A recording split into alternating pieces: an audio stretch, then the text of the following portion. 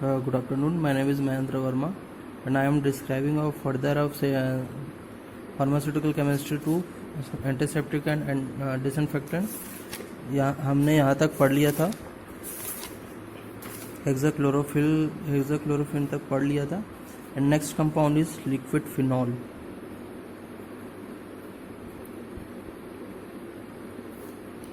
Liquid phenol simple सा है, C6H6O, या फिर हम इसको लिख सकते हैं C6H5OH. एक फिनॉल कंपाउंड होता है, दैट इज बेंजीन, जहाँ पर OH ये एक फिनॉल कंपाउंड होता है. Second is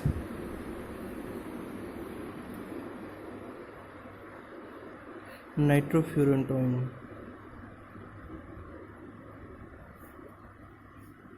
nitrofurantoin compound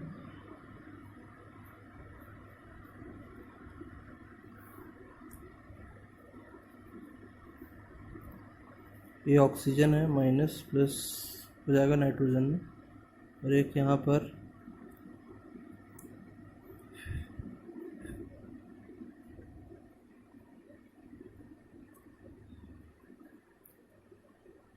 sorry ये नाइट्रोजन ही आएगा, डबल बॉन्ड O ये हो गया. और इसका फॉर्मूला हो गया C8H6N4O5. ये हो गया नाइट्रोफ्यूरेंटोइन कंपाउंड.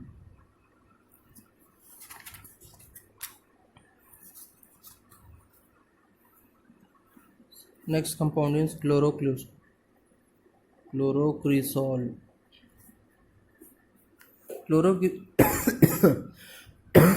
यहाँ पर क्लोरोक्रिसॉल का सिर्फ स्ट्रक्चर नहीं बताना है, आपको उसका फिजिकल प्रॉपर्टी यूज भी बताना पड़ेगा. यहाँ पर क्लोरोक्रिसॉल का सिंपल सा है, यहाँ पर है हाइड्रोक्सिल कंपाउंड हो गया, 4 नंबर में क्लोराइड, यहाँ पर मिथाइल कंपाउंड C6H4OH. ये इसका केमिकल फार्मूला है. इसका IUPAC नेम है,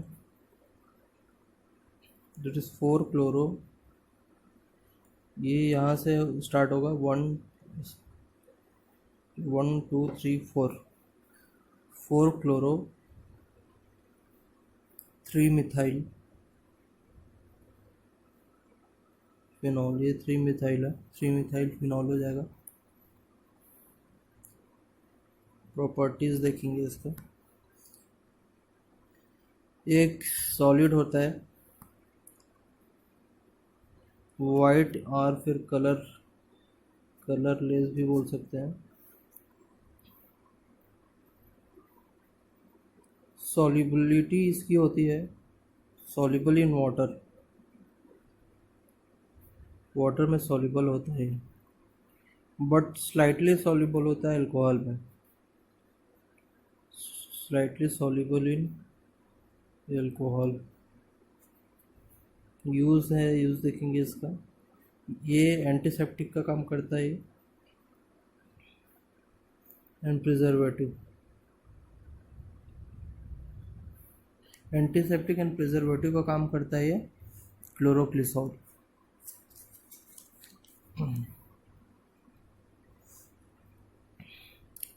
इसका प्रॉपर्टी में और देख सकते हैं, ये ऑर्डरलेस होता है. ऑर्डर में इसका फिनोलिक टाइप का इसका स्मेल आता है. मेल्टिंग पॉइंट इसका आएगा आपका 55.55. बॉइलिंग पॉइंट हो गया आपका 235 डिग्री सेंटीग्रेड. और वाटर में सॉल्युबल होता है, पहले भी हमने बताया, सॉल्युबल इन वाटर, बट इसका भी एक रेशो होता है 3.8 ग्राम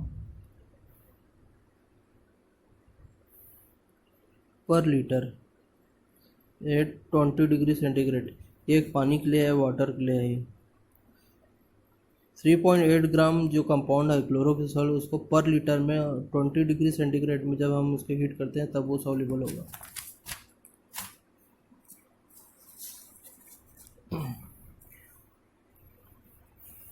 अब इसमें आ गया सल्फोनामाइड. Next is sulphonamide.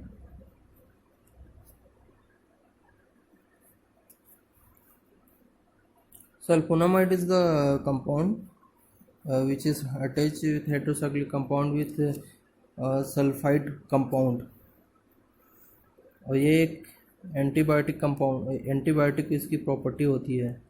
सल्फोनामेड के अंदर जितने भी केमिकल कंपाउंड्स होते हैं सभी में एक एंटीबायोटिक का प्रॉपर्टी होती है। ये एक हेक्सा कंपाउंड हो गया, यहाँ पर एमिनो कंपाउंड, ये सल्फाइड।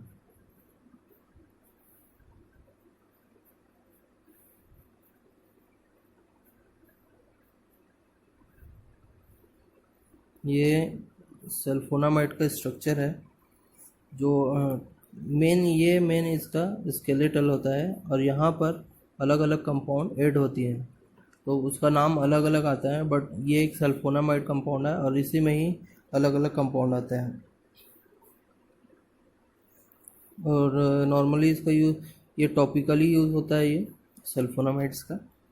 इसके अंतर्गत हम देखेंगे सल्फागुआनाइड, सल्फागुआनिडीन भी बोलते हैं इसी को ही, सल्फागुआनिड, ये दोनों एक ही नाम है, कुछ भी आ सकते हैं एग्जाम में। इसका स्ट्रक्चर हम देखेंगे। पहला हेटेरोसाइक्लिक कंपाउंड है, एमाइड कंपाउंड सेम है फिर यहाँ पर सल्फाइड है, फिर नाइट्रोजन, एमाइड कंपाउंड, देन यहाँ पे कंपाउंड चेंज होता है तो यहाँ पर ये कंपाउंड ऐड हो जाएगा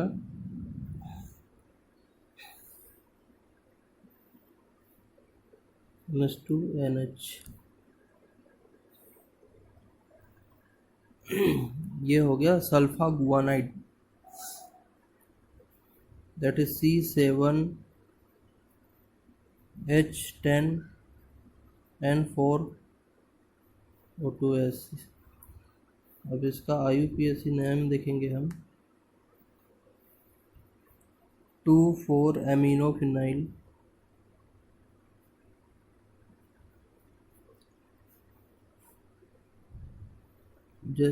टू 4-एमिनोफिनाइल।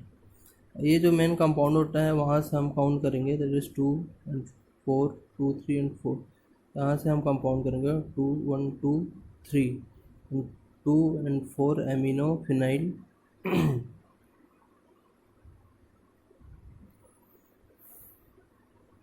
सल्फोनाइल गुआनिडीन, ये इसका IUPAC नेम हो गया। Next is property. इसके हम प्रॉपर्टीज देखेंगे। Generally sulfaguanidine is the guanine derivatives, it is a guanine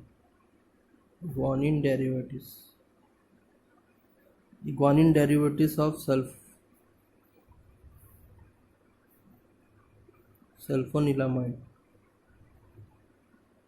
सल्फोनिलामाइड में guanine derivatives है ये।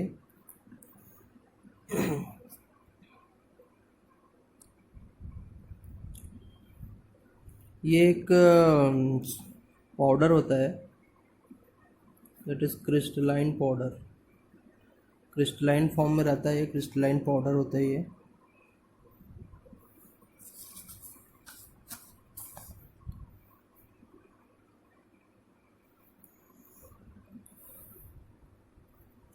सॉल्युबिलिटी होती है इसकी,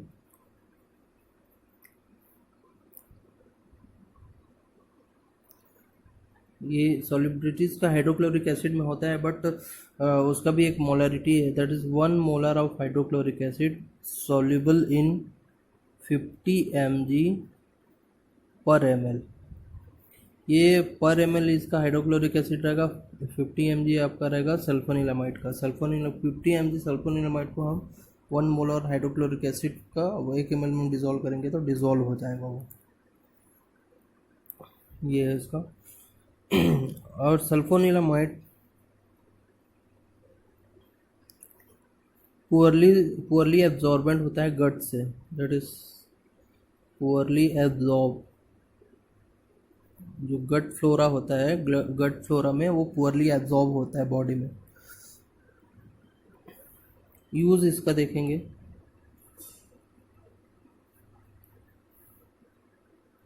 ये डिसेंट्री में होता है, that is bacillary dysentery. Bacillary dysentery में यूज़ होगा इसका, और कुछ एंटेरिक इन्फेक्शन में भी होता है, एंटेरिक इन्फेक्शंस, ये कुछ एंटेरिक इन्फेक्शंस में भी इसका यूज़ होता है।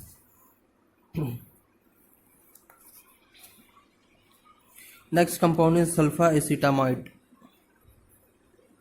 सल्फा एसिटामाइड, ये भी सब सल्फोनिलामाइड का ही कंपाउंड होता है। इसमें भी सेम वही स्केलेटल आएगा, ये एक बेंजीन कंपाउंड हो गया। यहाँ पर फिर सल्फाइड है, नाइट्रोजन हो गया एमाइड कंपाउंड, और यहाँ पर ऑक्सीजन, ये C8H10N2O3S, ये हो गया सल्फा एसिटामाइड हो गया। ये इसकी हम प्रॉपर्टीज़ देखेंगे।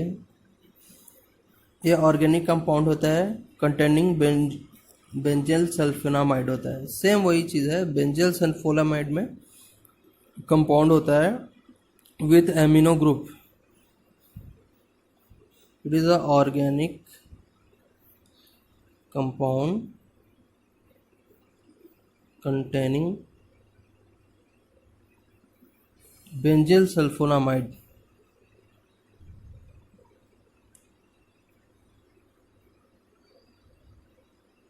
benzyl sulfonamide moiety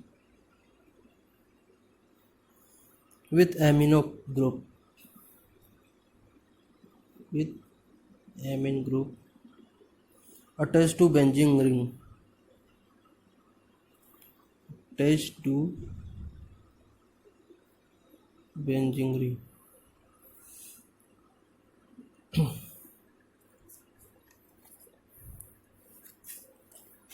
प्रॉपर्टी है इसकी, पाउडर होता है, सॉलिड होती है, ये सॉलिड पाउडर, सॉल्युबिलिटी है 0.1 mg/ml एट 60 डिग्री फ़ारेनहाइट में होती है। नॉर्मली वाटर में ही है, ये वाटर में सॉल्युबल होगा, बट उसका 0.1 mg/ml वाटर में 60 डिग्री है फ़ारेनहाइट में, आप उसको हीट करना पड़ेगा तब जाके वो सॉल्युबल होगा। यूज़ देखेंगे इसका। इसका हम टॉपिकल ही यूज़ करते हैं, स्किन के ऊपर एज ए लोशन फॉर्म में यूज़ करते हैं, जैसे कि एक्ने वगैरह।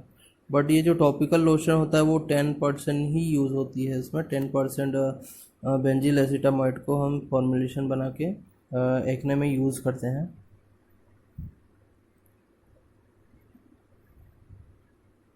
इसके अलावा जैसे कि सब एरिक डर्मेटाइटिस हो गया,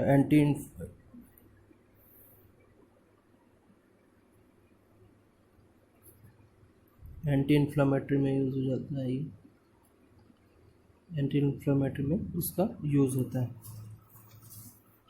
नेक्स्ट कंपाउंड हम नेक्स्ट टाइम में देखेंगे। Thank you.